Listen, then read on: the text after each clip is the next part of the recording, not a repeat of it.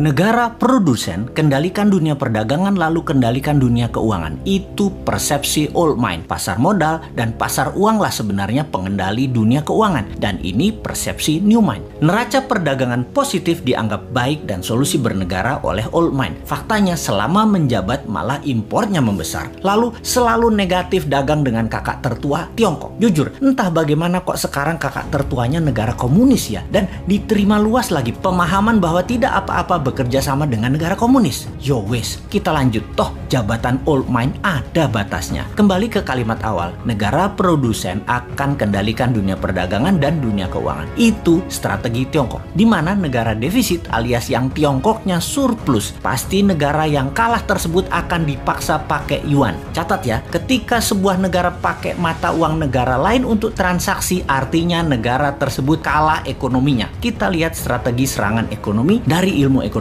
Money 1.0 adalah uang hanya sebagai alat bayar pelancar transaksi. Kemudian uang menjadi alat modal yang disebut money 2.0. Kemudian uang menjadi alat kendali ekonomi disebut money 3.0.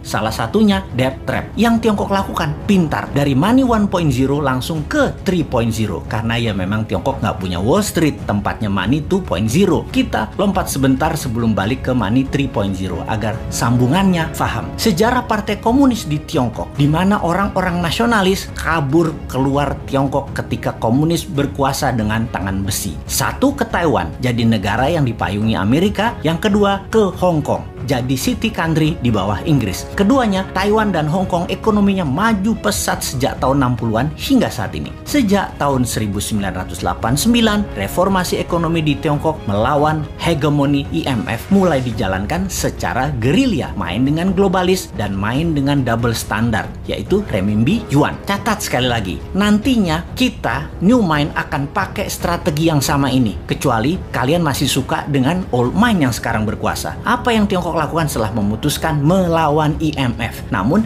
di permukaan pura-pura taat pada Amerika? Ini terjadi di zaman Deng Xiaoping awal mulanya. Mereka jadi negara produsen buruh murah. Maklun mengerjakan sebagai tukang jahit apa saja yang disuruh globalis. Lalu perlahan menggeser dari maklun tukang jahit menjadi negara produsen. Maklun ini adalah strategi agar terjadi pembiasaan. Ketika awal menjadi negara produsen, Tiongkok mengizinkan pemalsuan atau kopi atau tiru merek-merek ternama dunia untuk beredar di dalam negerinya. Semakin mahir, maka mulai negara membiayai sektor hulu produsen, pabrik-pabrik dengan uang renminbi yang uang tersebut tidak boleh beredar di luar negeri, hanya boleh beredar di Tiongkok. Inilah awal tahun 90-an mereka lakukan ini semua secara masif, secara gila-gilaan. Apa saja dibangun, dan setelah menjadi pengendali produksi, mulai ekspansi di tahun 2013 dengan strategi BRI, yaitu Belt Road Initiative. Perlu banyak negara yang harus dikendalikan oleh Tiongkok. Perlu banyak negara yang penduduknya lapar dan pemimpinnya lemah agar mudah dikendalikan, agar membeli barang-barang Tiongkok dan menggunakan mata uang Tiongkok. Awalnya dengan memberi pinjaman, namun bukan uang tetapi barang, seperti jalanan dibangunin, pokoknya jadi barang. Jembatan dibangun jadi barang, pelabuhan, bandara, jaringan kereta api yang semuanya punya kesamaan, yaitu pelancar jalur angkutan barang guna menciptakan ketergantungan terhadap produk Tiongkok dan kelancaran distribusi barang. Kemudian kendali atas pasar yang kebetulan semua bergeser ke digital. Jadi strateginya adalah beli dan ambil semua jaringan marketplace milik pengusaha lokal sebuah negara agar isi produknya adalah barang-barang buatan Tiongkok. Begitu sudah tercapai ketiganya, maka tahap keempat, mata uang Tiongkok dipakai sebagai alat transaksi. Pertama, sebatas transaksi dua negara. Nanti tahap kelima sampai ke pasar-pasar tradisional bisa pakai yuan. Ingat, ketika keluar negeri, yuan yang disebut. Itu membedakan asal uang itu. Walau kalau ditanya di Tiongkok, bagi mereka sama itu yuan atau renminbi. Namun kita pahamlah, kita kan ngerti bernegara, ngerti bagaimana Tiongkok bermain, dan ngerti cara memainkannya. Sayang aja masih sedikit yang percaya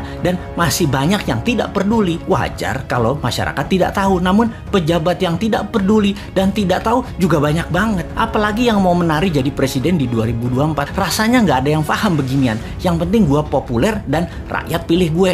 Lihat aja daftar 10 orang yang katanya calon presiden di lembaga survei. Kita review satu persatu. Paham nggak bernegara ala Tiongkok dan Amerika? Rasanya Kagak ya, New Mind beda. Kita paham dan strateginya bukan ikuti keduanya, namun punya strategi sendiri untuk main 3 kaki awalnya dan menyalip di tikungan di tahun 2030 menjadi 3 besar dunia dan di 2045 menjadi negara superpower. Kalau hanya naik 7% setahun dan faktanya 5% pertumbuhan ekonominya, mimpi jadikan Indonesia negara superpower. Buktinya sekarang aja pakai yuan dagangnya, harusnya pakai rupiah. Bos, itu artinya kalian old mind geblek bernegaranya.